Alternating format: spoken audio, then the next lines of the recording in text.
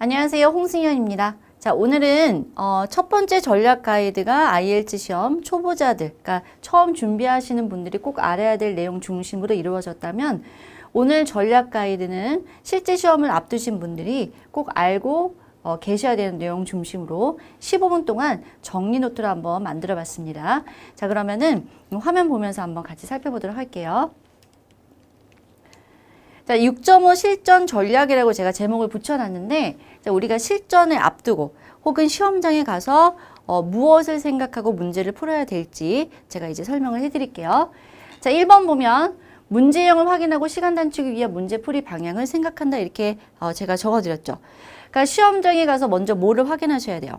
제목을 확인하고 지문을 읽는 게 아니라 어떤 문제형이 나와 있는지 그 문제형을 먼저 확인을 하시고, 그 다음에 1번부터 풀리는 게 아닐 수도 있죠. 시험 준비해 보시는 분들은 알 거예요. 그러니까 저 뒤에 나오는 문제형이 먼저 풀릴 수도 있으니까 그거 생각하면서 이제 지문을 읽어 나가시면 되겠고, IELTS RC 같은 경우에는 무엇보다도 시간이 관건이기 때문에 시간이 부족한 경우에 어떤 문제 유형부터 접근을 해야 되는지, 즉 접근하기 쉬운 문제 유형부터 공략을 해야 된다. 제가 이렇게 적어드렸고요. 요거는 예시를 통해서 제가 설명을 해드릴게요. 접근하기 쉬운 문제형이 뭔지 일반적으로. 자, 패시지 1번 있고 패시지 3번이 나와 있죠. 어떤 분들은 나 어려운 것부터 풀어야지 해서 패시지 3번부터 공략하시는 분들이 있는데, 어차피 모든 문제는 어렵거나 쉽거나 배점은 똑같거든요. 그러니까 패시지 1번부터 그냥 정확하고 빠르게 푸는 것이 고득점을 올리기에 더 쉽다는 거 기억을 해두시기 바래요. 그래서 패시지 1번을 15분 안에 끊으시는 게 아주, 그러니까 뒤에 그 지문에 조금 더 시간을 배분하는 것이 더 좋을 것 같고요. 자, 그 다음 보시면 두 번째, 순서대로 풀리는 문제 유형이 있고 순서가 지켜지지 않는 문제 유형이 있죠. 요거는 시간이 없을 경우에는 순서대로 풀리는 문제 유형을 먼저 공략하는 게 훨씬 더 효율적이죠. 요거는 다음 슬라이드에서 제가 다시 한번 정리를 해드릴 거고, 그 다음에 주관식 문제가 있고 객관식 문제가 나오면 주관식이 훨씬 더 패러프레이즈가 단순하고 쉽게 나온단 말이에요. 그러니까 주관식 문제를 먼저 풀어라.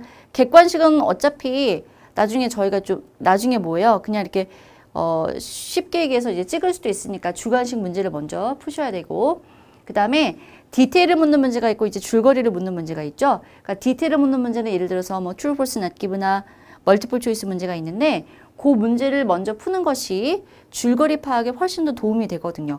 그러니까 디테일 문제를 먼저 푸시고, 그 다음에 같은 컴플리션 문제라고 할지라도 다이그램 컴플리션은 뭐예요? 그림의 일부분을 완성하는 문제고, 센텐스 컴플리션은 문장의 일부분을 완성하는 문제인데, 그림의 일부분을 완성하는 문제가 훨씬 더 난이도가 낮죠. 그러니까 그 문제를 먼저 공략하는 게 시간 단축에 훨씬 더 도움이 된다는 거 기억을 하시면 되겠고, 그리고 매칭 문제가 있어요. 이거는 그러니까 뭐예요? 지문의 흐름과 답이 나오는 순서가 전혀 일치하지 않는 문제형인데, 그 매칭 문제 안에서도 이제 난이도가 나뉘거든요. 그러니까 로케팅 인포메이션 문제가 훨씬 더 어렵기 때문에 요 공에는 매칭 문제를 먼저 풀어가시면 좋을 것 같아요. 자, 그 다음에 이제 IELTS RC 문제 풀이 순서, 제가 아까 말씀드렸죠. 순서대로 풀리는 문제형이 있고 순서가 지켜지지 않은 문제형이 있다. 그러니까 요거를 이제 마지막으로 정리를 한번 해볼게요. 순서가 지켜지는 문제형은 멀티플 초이스가 있겠고요. true, false, not given 혹은 yes, no, not given, short answer. 거의 99% 순서가 지켜진다고 보시면 돼요. 그럼 순서는 제가 세모로 해놨는데 요거는 한 80% 정도는 순서가 지켜지고, 근데 20% 정도는 간혹 순서가 안 지켜질 수도 있다는 거. 자, 컴플리션 같은 경우에는 센텐스 컴플리션이랑 이제 그림 완성 문제가 있는데요. 센텐스 컴플리션 문제는 여러분들이 순서가 지켜지는 문제형으로 알고 계실 거예요. 그러니까 순서가 지켜지는데 제가 봤을 때는 한 90%는 순서가 지켜진다고 보시면 되고, 근데 예외적인 경우가 꽤 되더라고요. 그래서 제가 순서 세모에다가 이렇게 분류를 해놨어요. 그러니까 노트 테이블 플로우 차트 다이어그램은 한 80% 정도 순서가 지켜진다. 서머리 문제는 순서가 안 지켜지는 경우가 꽤 됩니다. 요거 그렇게 기억을 하시면 되겠고, 자, 매칭이나 분류 문제나 로케팅 인포메이션 문제는 뒤죽박죽 풀리죠. 그죠? 그러니까 시간 배분은 어떻게 하셔야 돼요? 맨 나중에 푸는 방식으로 이제 진행을 하시면 될 것 같아요. 자, 그 다음에 주관식 문제 유형 이제 정리를 해드릴게요. 주관식 어떤 문제형이 주관식으로 나오는지 그리고 주관식 답 어떻게 만점으로 작성하는지 정리해서 설명을 해드릴게요. 자, 주관식 문제형 나오는 거 쭉 제가 이렇게 화면으로 일단 보여드리고 센텐스 컴플리션이나 서머리 문제 1번, 2번 같은 경우에는 어떤 특성이 있냐면 자, 요거는 주관식도 있고요. 객관식도 있는 문제형이죠. 근데 제가 아까 뭐라고 말씀드렸어요? 요렇게 나오는 1번, 2번 같은 경우에는 객관식이 훨씬 더 어렵습니다. 주관식보다. 자, 그럼 3번, 4번 short answer 문제랑 diagram completion은 주관식만 있는 문제형이고 그래서 상대적으로 난이도가 조금 낮죠. 다른 것보다. 그래서 주관식으로 나오는 문제형은 요거 4가지다 이렇게 정리를 해두시면 되겠고요. 답은 어떻게 써야 되냐면 주관식 문제 같은 경우에는 100% 단어 개수를 정해줍니다. 그래서 디렉션을 꼭 보고 확인하셔야 되는데 이게 일반적으로 나오는 디렉션이죠. 그러니까 choose no more than 3 words and or a number 이렇게 나오면 뭐예요? 단어는 3개까지 쓸 수 있고 and or a number라는 얘기는 숫자가 같이 쓰일 수도 있고 아닐 수도 있다는 얘기죠. 아니면 숫자가 단독으로 쓰일 수도 있고 근데 디렉션에서 굳이 이렇게 number 얘기가 나오면 답 중에서 적어도 하나 정도는 숫자가 답이 될 수 있다는 점을 꼭 기억해 두시길 바라요. 자, 단어 개수 이렇게 나오면 반드시 지켜주시고 그 다음에 2번 같은 경우에 본문에 있는 단어나 phrase를 형태 변함없이 그대로 뽑아낸다. 품사 변형은 없습니다. 그러니까 품사 변형이 없다는 얘기는 뭐냐면 지문에 나와 있는 단어가 형용사란 말이에요. 근데 나 그거 명사로 바꾸고 싶어. 명사로 바꾸어서 적는 문제 형태가 아예 없다는 얘기죠. 그러니까 지문에 있는 단어 그대로 뽑아서 적으시면 되고요. 첫 번째 단락에는 형용사 뽑고 두 번째 단락에 나오는 명사 뽑아서 조합해서 쓰는 주관식 문제는 없다고 보시면 돼요. 그러니까 만약에 내가 형용사, 명사 형태의 답을 원할 경우에는 지문에서 형용사, 명사 형태로 있는 phrase를 그대로 뽑아내시면 됩니다. 자, 그 다음에 답을 넣었을 경우에는 문법적인 오류가 당연히 없어야 되겠죠.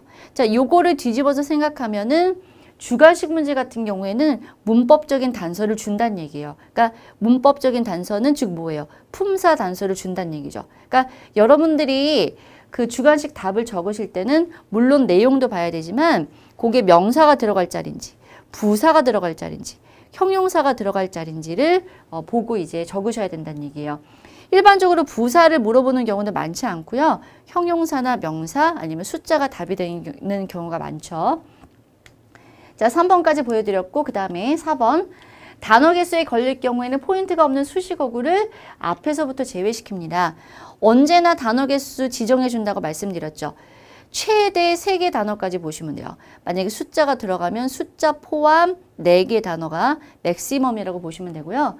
뭐 예를 들어서 지문에서 이렇게 긴 표현이 나와 있는데 one word로 적어야 된다면 뒤에 나오는 table, 명사 적으시면 되고 two word로 줄이면 어떻게 돼요? Japanese table이 되고 three words는 뭐예요? wooden Japanese table. 그러니까 앞에서부터 이제 잘라서 이제 적으시면 돼요. 그 다음에 5번 보면 예시로 제시된 것보다 일반화할 수 있는 단어가 정답이다. 자, 주관식 같은 경우에는 사실상 굉장히 디테일을 묻는 문제인데 디테일을 묻는 문제라고 해도 흐름 중심으로 이제 보셔야 되죠. 그러니까 일반화할 수 있는 단어가 답이다라는 얘기는 뭐냐면 예를 들어서 지문에서 이런 내용이 나와 있어요. 뭐 철수는 과일을 좋아해. 예를 들어서 사과를 좋아해. 근데 문제에서 철수는 무엇을 좋아하니? 그러면 사과가 아니라 과일이 답이 된다는 얘기죠. 그런 식으로 이제 큰 범위 안에서 적으셔야 되고요. 만약에 답을 예시로 원하면 예시를 원한다고 아마 디렉션에서 명시를 해줄 거예요. 그러니까 예를 들어서 철수는 무엇을 좋아하니? 문제에서 이렇게 물어보니까 그런 명시가 없을 경우에는 일반화 중심으로 가는 게 더 안전하다고 이제 생각을 하시면 돼요. 자, 그 다음에 6번 마지막으로 보면 답으로 선택한 단어들이 이미 문제에 제시되어 있는지 확인하셔야 돼요. 그러니까 문제 앞뒤에 겹치는 단어가 문구가 있으면 겹치는 단어나 문구가 있으면 적지 않는다. 자, 요거는 흔히 왜 우리 얘기하죠. 역전압. 간단하게 설명해 드리면 근데 전자가 한자라면 앞전자잖아요. 그러니까 전이랑 앞이랑 어차피 같은 말이기 때문에 요거는 같은 말이 중복돼서 있는 형태란 말이에요. 그러니까 실제 시험에서 만약에 이렇게 나오면 뭐예요?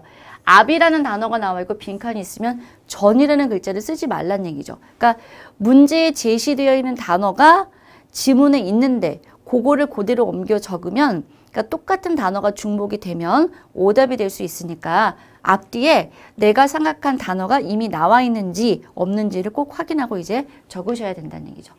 자, 주관식 쓰기는 이렇게 정리를 해드렸고 이렇게 해서 실전을 앞두시는 분들을 위해서 15분 동안 간략하게 이제 정리 노트를 해드렸습니다. 자, 이렇게 해서 실제 시험을 앞둔 분들을 위해서 실전에 필요한 포인트 중심으로 이제 정리 노트를 설명해 드렸습니다. 저는 그러면은 본 강의에서 뵙도록 하겠습니다. 감사합니다.